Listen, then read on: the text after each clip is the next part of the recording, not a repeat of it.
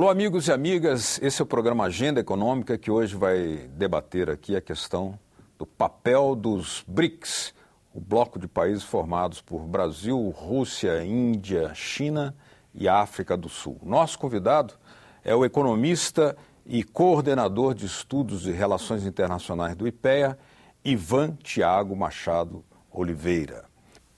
A reunião dos BRICS, ocorrida recentemente em Fortaleza, foi marcada por uma expectativa, a de que o grupo ganhe mais protagonismo. Isso por causa dos efeitos da crise econômica nos grandes países capitalistas, que ainda podem ser sentidos. A criação de um banco dos BRICS e de um fundo de investimento comum pode representar um novo ciclo na economia mundial. Somado a isso, registra-se uma expansão das trocas comerciais no interior do bloco e em torno dele, o aumento de operações com moedas próprias e o financiamento de projetos de infraestrutura e energia. Doutor Ivan, muito obrigado por ter aceito o nosso convite.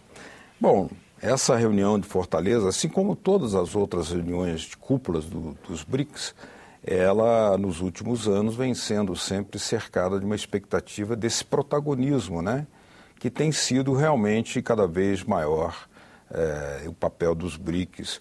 Mas qual seria, na sua visão, a dimensão que o bloco já tem, o potencial que ele ocupa e poderá ocupar ainda numa escala internacional na economia mundial? Prazer, Beto, estar aqui com vocês. Bem, os BRICS, essencialmente o interesse comum que os une num primeiro momento é a ideia de reforma da governança econômica mundial. Então, esse eu diria que é o embrião desse tipo de cooperação que a gente começa a ver dar frutos como a criação do Banco de Desenvolvimento e a ideia de um pool de reservas internacionais. E é a partir desse elemento comum, desse interesse de reforma da ordem econômica que a gente consegue vislumbrar uma trajetória para o grupo. Obviamente que ao longo do tempo, enfim, as cúpulas se sucedem e o número de elementos, de pontos na agenda tem aumentado.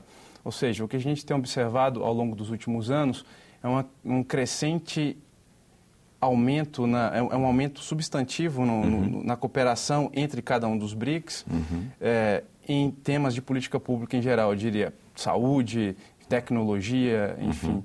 Há uma série de temas que estão sendo cada vez mais abarcados nessas cúpulas.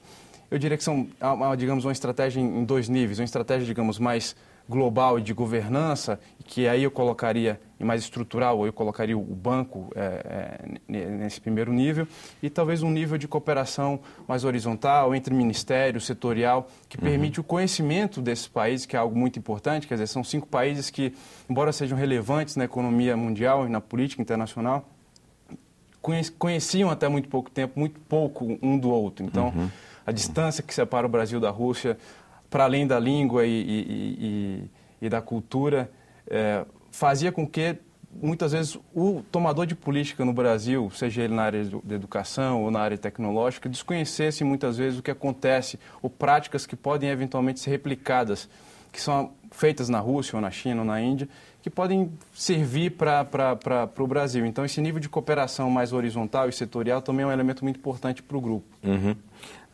Precedida essa reunião de Fortaleza, dos BRICS, houve no Rio de Janeiro uma conferência dos BRICS no século XXI, e que lançou um documento chamado Consenso do Rio, e nele se enfatiza a necessidade de uma forte presença reguladora do Estado na economia como opção a uma etapa de incerteza na economia mundial produzida pela crise eclodida em 2008. Você acredita que, pelo andar da carruagem, esses países dos BRICS têm realmente uma presença estatal importante, mas você acredita numa unidade política entre eles, dos governos, para que possa haver mais presença estatal nas relações de trocas, nas relações de cooperação? Não. Na verdade, eu acho que o tipo de cooperação que rege os BRICS é uma cooperação distinta. Então, embora, como você mesmo colocou, a ideia de presença do Estado na economia é algo muito marcante em todos os 5, e aí eu destacaria um certo pragmatismo chinês, que obviamente no quadro político deles muito específico, mas um pragmatismo chinês muito maior do que nos demais BRICS. Eu diria que a China caminha muito mais rapidamente para uma economia de mercado em diversos aspectos do que muitos dos outros BRICS.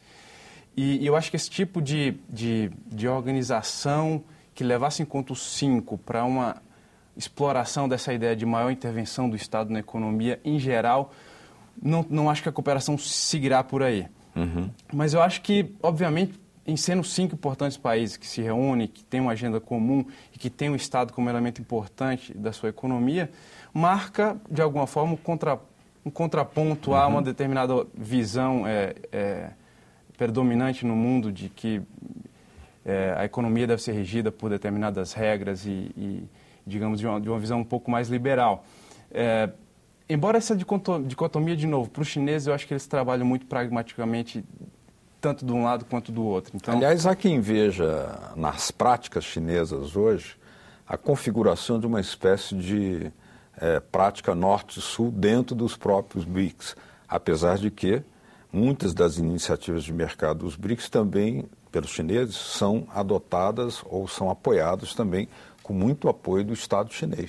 Essa é uma ideia que eu gosto bastante. E, enfim, obviamente que nem todo mundo compartilha com essa ideia, que eu acho que nos BRICS, claramente, você tem um polo, um norte e um sul, no que diz respeito a questões econômicas. Enfim, obviamente que o enfoque da cooperação é muito específico ou muito genérico do ponto de vista da governança ou setorial, mas o que se observa quando se analisa as trocas econômicas, comerciais e de investimento entre os BRICS é um determinado padrão norte-sul. Essencialmente, todos os demais BRICS, os 4, são exportadores de commodities para a China e importadores de bens manufaturados.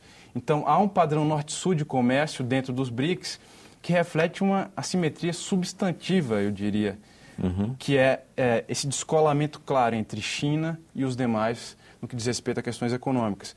Esse é um elemento que eu acho que traz complexidade para a própria cooperação no grupo, porque não dá para se desconsiderar esse grau de assimetria que existe. Obviamente que também há espaço para se explorar a cooperação a partir disso, mas eu acho que é uma visão clara chinesa, essa é uma visão particular, enfim, sobre o que eles querem com os BRICS e como eles veem cada um dos BRICS. Eu acho que a Rússia, por exemplo, no quadro da política externa chinesa, tem um papel muito mais importante e relevante, como a gente teve visto recentemente em relação à própria agenda de petróleo e gás, com exploração também na área geopolítica, enfim.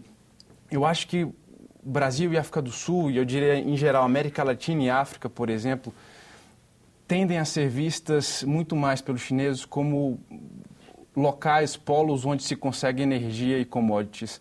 E eu acho que essa é a visão clara, que os chineses deixam muito claro nas relações bilaterais, que o enfoque sobre as relações bilaterais será sobre exploração de oportunidades de investimento na área de petróleo, na área de bens agrícolas e commodities. Mas será que, pelo peso específico dos países que compõem os BRICS, a simples existência desse bloco e o seu fortalecimento, a sua expansão de relações na economia internacional, nós não poderíamos admitir que essa simples existência, combinada com uma crise que jogou boa parte dos países centrais do capitalismo num processo de recessão ou estagnação, representaria uma abertura de esperança para a multipolaridade? Eu acho que marca claramente um momento no mundo em que o que se observa é que o número maior de grupos informais, como se chama, quer dizer, as velhas instituições consolidadas, com secretariado e coisas do tipo, Nações Unidas, OMC, parecem não conseguir entregar muitas vezes aquilo que elas deveriam entregar, que é o seu ofício, sua missão principal. E aí uma série de agrupamentos como o G20, como o BRICS, que reúne países que conseguem, em torno de um objetivo comum, reunir-se e buscar cooperação em uma agenda específica, passa a ser cada vez mais importante. Quer dizer, o papel que o G20 teve na crise também é muito importante. E ter um BRICS nessa conjuntura é algo que abre para esse mundo da multipolaridade, mas mais do que isso, é algo novo porque essencialmente você coloca na mesa países relevantes em suas regiões, esse é um ponto específico, E sobre isso a gente tem trabalhado, quer dizer, essa ideia de cada BRIC sua região, o papel de liderança dos BRICS em suas regiões é algo muito importante. E no IPE a gente terminou um trabalho recente que analisa justamente isso, quer dizer, o papel de polo econômico comercial de cada BRIC e seus vizinhos, é chamado assim um projeto, tem 2 livros lançados recentemente sobre o assunto. Então, são países relevantes em suas regiões que em conjunto, e particularmente por ter China na mesa, passam a contar de uma forma ainda mais importante nesse quadro em que os informais, nesse quadro global em que os informais são importantes, para uma governança global. Quer dizer, o que os BRICS discutem e colocam na mesa, a criação do banco, por exemplo, é algo bastante substantivo para se repensar a própria governança econômica global, que é o elemento central de cooperação entre eles. Agora, a China e a Rússia estão formando fortes parcerias no campo energético, mas também estão anunciando, juntamente com o Irã, processos graduais de desdolarização de certas operações, especialmente comércio externo entre esses países.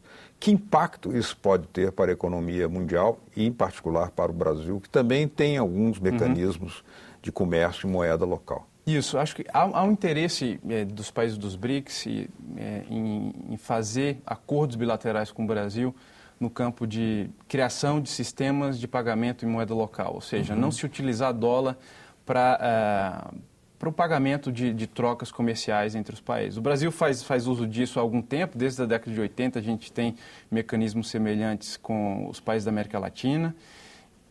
Particularmente com a Argentina, a gente tem, eu diria, talvez seja o sistema de pagamento mais utilizado hoje no comércio exterior brasileiro. Mas quando é feito pela China e pela Rússia, claro, com o Irã, o porte... Claro, o porte da China, particularmente, muda tudo.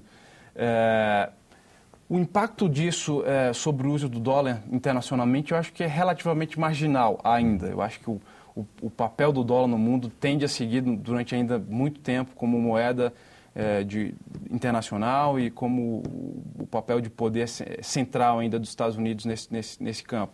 Mas, obviamente, que iniciativas como essa são interessantes, primeiro, para